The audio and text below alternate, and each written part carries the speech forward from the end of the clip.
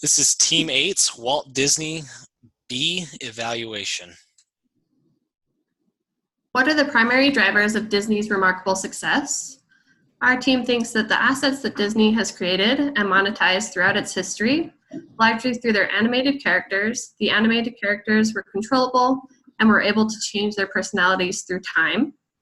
Much of their advertising and marketing is done through partnership with other companies. This includes licensing and retail. In the beginning, they took a lot of calculated risks by becoming the industry's leader in animation. They took a unique position in the market. Walt Disney had a clear corporate strategy with clearly defined interconnected parts that work together. They all had insight, foresight, and cross-sight. They had successful expansion internationally that helped to propel their growth. What lessons for sustaining successful growth can you derive from the case? Our group thinks that nearly every asset that they acquired when following their core corporate strategies pinned out and work with their other assets. Disney was constantly striving to extract and create value from all their assets, such as theme parks, music, movies, licensing, retail, and other areas all pulled value from their assets. Also, maximum value creations for all access, entering new markets to add extra values. Similar to how Steve Jobs controlled Apple's brand image, Disney controlled their own image.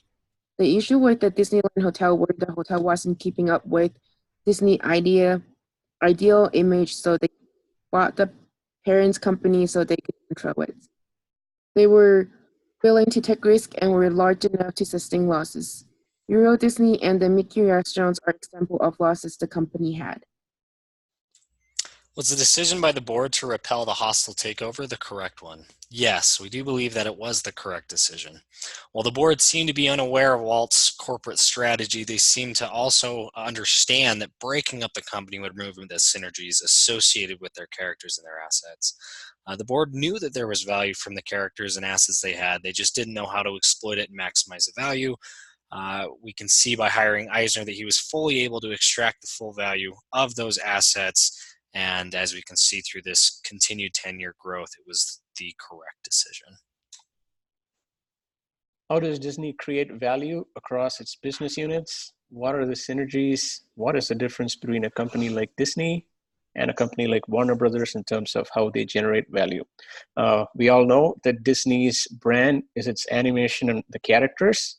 And Disney has been using those characters in all of its working areas.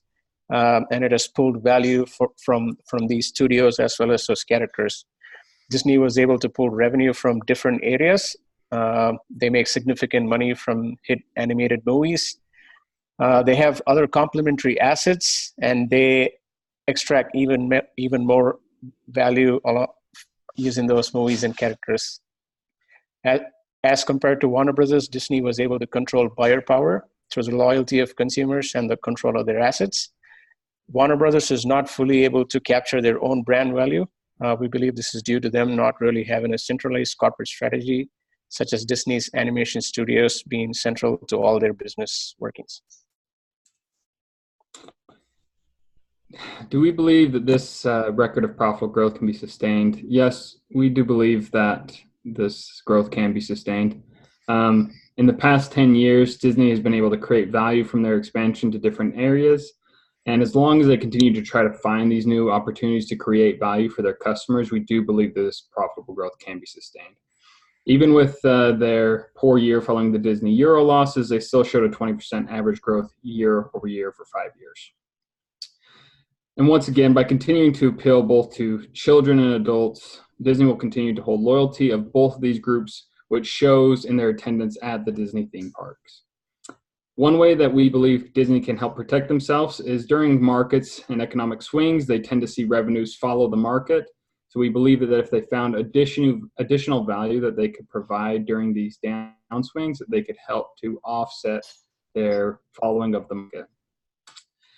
Disney will need to continue to follow its core corporate strategy. We've seen in the past that at times when the company hasn't done this well, and when it is deviated, that they actually have economic losses. But once they kind of come back to that core strategy that Walt Disney put in himself, they do see profitable gains. Thank you so much.